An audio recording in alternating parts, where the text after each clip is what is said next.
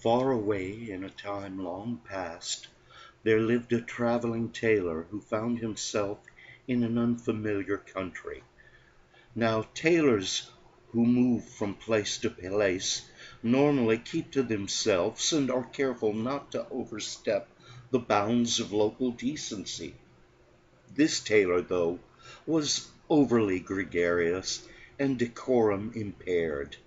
And soon he was at a local inn, abusing alcohol, invading the personal space of the female employees, and telling unenlightened stories about tinkers, dung gatherers, and other tradespeople. The innkeeper complained to the police, who grabbed the tailor and dragged him in front of the emperor.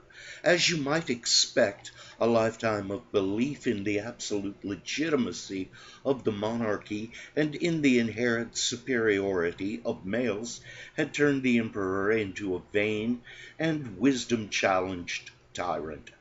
The tailor noticed these traits and decided to use them to his advantage. The emperor asked, "Do you have any last request before I banish you from my domain forever?" The tailor replied, "Only that your majesty allow me the honor of crafting a new royal wardrobe, for I have brought with me a special fabric that is so rare and fine that it can only be seen by certain people, the type of people you'd want to have in your realm. People who are politically correct, morally righteous, intellectually acute, culturally tolerant, and who don't smoke, drink, or laugh at sexist jokes, watch too much television, listen to country music, or barbecue." After a moment's thought, the emperor agreed to this request. He was flattered by the fascist and testosterone-heavy idea that the empire and its inhabitants existed only to make him look good. It would be like having a trophy wife and multiplying that feeling by 100,000. Of course, no such rarefied fabric existed. Years of living outside the bounds of normal society had forced the tailor to develop his own moral code that obliged him to swindle and embarrass the emperor in the name of independent craftspeople everywhere. So, as he diligently labored, he was able to convince the emperor that he was cutting and sewing pieces of fabric that, in the strictest objective sense of reality, did not exist. When the tailor announced that he was finished, the emperor looked at his new robes in the mirror. As he stood there naked as the day he was born, one could see how years of exploiting the peasantry had turned his body into an ugly mass of puffy white flesh.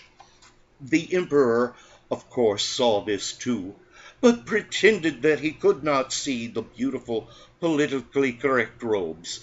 To show off his new splendor, he ordered a parade to be held the next day. On the following morning, his subjects lined the streets for the big parade. Word had spread about the emperor's new clothes that only enlightened people with healthy lifestyles could see, and everyone was determined to be more right-minded than his or her neighbor. The parade began with great hoopla as the emperor marched his pale, bloated, patriarchal carcass down the streets.